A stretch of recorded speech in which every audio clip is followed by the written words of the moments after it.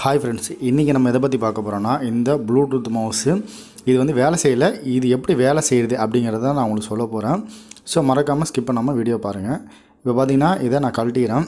இதில் 2 பேட்டரி இருக்குது. இந்த பேட்டரியோட வேல்யூவை நம்ம இப்போ செக் பண்ணி பார்த்தலாம் அது எப்படி இருக்குன்னு. ஸோ க்ளீன் பண்ணிவிட்டேன்.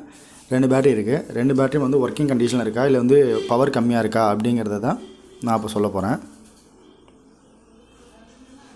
இப்போ வந்து பார்த்தீங்கன்னா உங்களுக்கு இதில் வேல்யூ தெரியுதான்னு தெரியல. ஓகே, வேல்யூ தெரியல. இதில் வந்து 2த்துலேயுமே வந்து கரெக்டாக இருக்குது. அதாவது சொல்லணுன்னா 2 பேட்டரியுமே வந்து பவர் கரெக்டாக இருக்குது. ஸோ நம்ம அதே பேட்டரி எடுத்துகிட்டு வந்து நம்ம இப்போ போட்டு என்னோடய சிஸ்டத்தில் நம்ம செக் பண்ணி பார்க்க போகிறோம். இதோட ப்ளூடூத் டிவைஸ் தான் இது. ஐயோ பிடிங்கிச்சு. இப்போ பார்த்தீங்கன்னா லாஜிடெக் மாடலு அதோடது இது.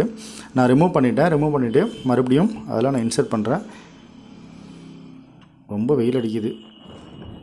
இப்போ வந்து பார்த்தீங்கன்னா இதில் வந்து அந்த கசர் மூவ் ஆகாது தெரியல.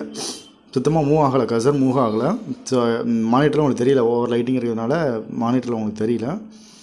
இப்போ வந்து பார்த்திங்கன்னா கீபோர்டு ஒர்க் பண்ணி பார்க்குறேன். கீபோர்டில் வந்து ஒர்க் பண்ணும்போது வந்து பார்த்திங்கன்னா கீபோர்டு வந்து ஒர்க் ஆகும். பார்த்திங்கன்னா விண்டோஸ் R அழுத்தினா விண்டோஸ் C அழுத்தினா நம்ம வந்து மை கம்ப்யூட்டருக்குள்ளே போவோம். நான் அதை ட்ரை பண்ணுறேன். ஆனால் அது உள்ளார போகுது. பேக் ஸ்பேஸ் அழுத்தி வரேன். ஸோ இந்த மாதிரி பண்ணுறப்ப எனக்கு வந்து உங்களுக்கு தெரியுதான்னு தெரியல. பட் ஆனால் எனக்கு தெரிஞ்சிச்சு. இதோ எழுத்து மாதிரி தெரியுது பார்த்தீங்களா. கீபோர்டு ஒர்க் ஆகுது, ஆனால் மவுஸ் ஒர்க் ஆகல. மவுஸ் தான் நமக்கு பிரச்சனை. அந்த மவுஸ் பிரச்சனையை தான் நம்ம வந்து இப்போ எப்படி சால்வ் பண்ணலாம் அப்படிங்கிறத நான் உங்களுக்கு சொல்ல போகிறேன். சிம்பிளாக தான் இருக்கும். பட் ஆனால் இது எல்லா இதுக்கும் இது நம்ம யூஸ் பண்ணிக்கலாம் காமனாகவே. இப்போ இந்த மவுஸை நம்ம பேக் டோரை கழட்டிட்டு இதில் உள்ள 2 பேட்டரி நம்ம ரிமூவ் பண்ணிவிடுவோம். பேட்டரி ரிமூவ் பண்ணதுக்கப்புறம் நடுவில் ஒரு ஸ்க்ரூ இருக்கும். ஒவ்வொன்றுத்துக்கும் ஒவ்வொரு மாதிரி இருக்கும். சில இதில் 4 இன்ச்சஸ் இருக்கும், சில இதில் சென்டர் இருக்கும். இதில் சென்டர் மட்டும்தான் இருக்குது.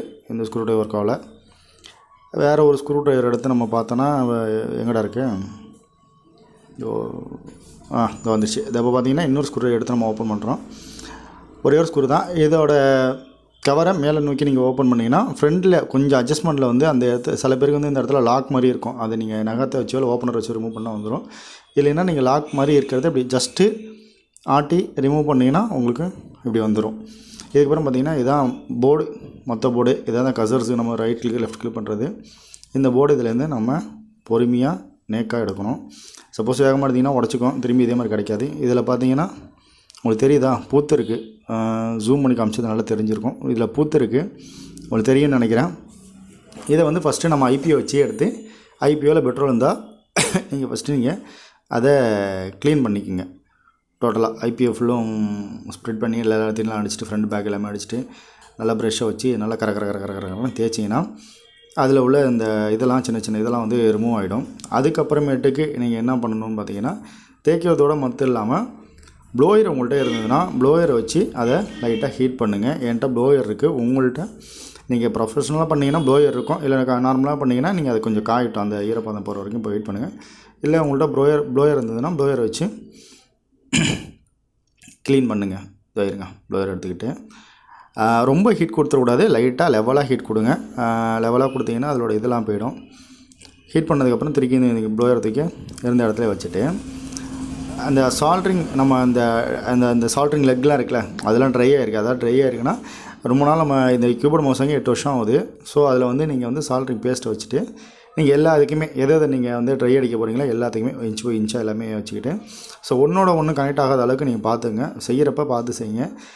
நீங்கள் சால்ட்ரிங் வைக்கும் போது இந்த செக்மெண்ட்டும் அடுத்த செக்மெண்ட்டும் ஒன்றா ஜாயிண்ட் ஆகிடக்கூடாது. அந்த மாதிரி பார்த்துட்டு எல்லாத்தையும் போட்டு இது பண்ணிங்க. ஸோ எல்லாத்துக்கும் நான் சால்ட்ரிங் பண்ணிட்டேன். அதை செய்யுங்க. பேஸ்ட் வச்சுட்டேன். இப்போ சால்ட்ரிங் அயன் எடுத்துகிட்டு ஸோ நான் இப்போ பண்ண போகிறேன். இப்போ பார்த்தீங்கன்னா ஸோ இந்த மாதிரி ஒவ்வொரு ஒவ்வொரு இதாக லெக்காக வந்து நீங்கள் வந்து இது பண்ணணும். சரிங்களா? அப்படி நீங்கள் பண்ணிட்டீங்கன்னா உங்களுக்கு கரெக்டாக இருக்கும். எல்லாமே வந்து எல்லாத்தையும் பார்த்துட்டு எல்லாத்தையும் இது பண்ணிங்கன்னா கரெக்டாக உங்களுக்கு வந்து சுகராக வந்துடும்.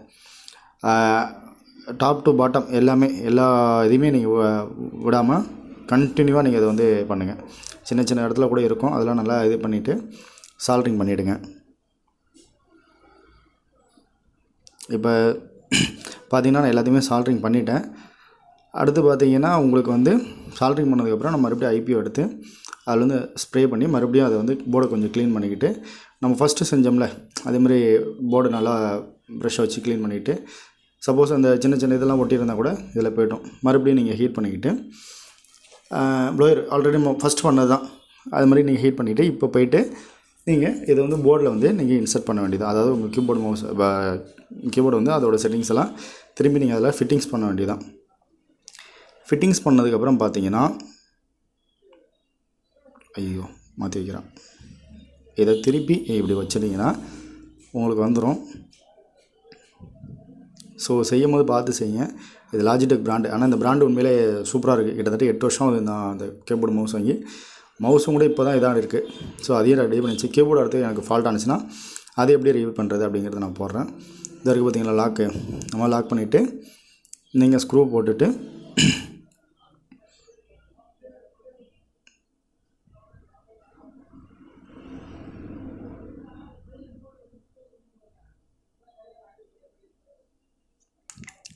ஸ்க்ரூ போட்டுருங்க.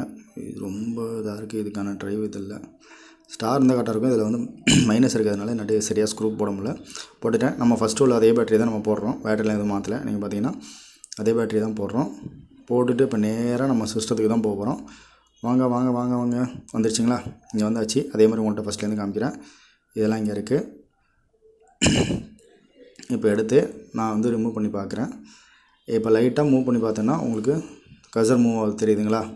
இப்போ ரீஃப்ரெஷ் பண்ண போகிறேன். ரீஃப்ரெஷ் ஆகுது. ஆக்சுவலி பார்த்தீங்கன்னா நம்ம செஞ்சது சரியாக இருக்குது. இந்த மாதிரி உங்கள் கீபோர்டு மவுஸ் எதுவும் பிரச்சனைனா கண்டிப்பாக செக் பண்ணி பாருங்கள். தூக்கி போட்டாதான் யூஸ் பண்ணுங்கள். மறக்காமல் வீடியோவை லைக் பண்ணுங்கள், கமெண்ட் பண்ணுங்கள், ஷேர் பண்ணுங்கள், சப்ஸ்கிரைப் பண்ணுங்கள். நன்றி.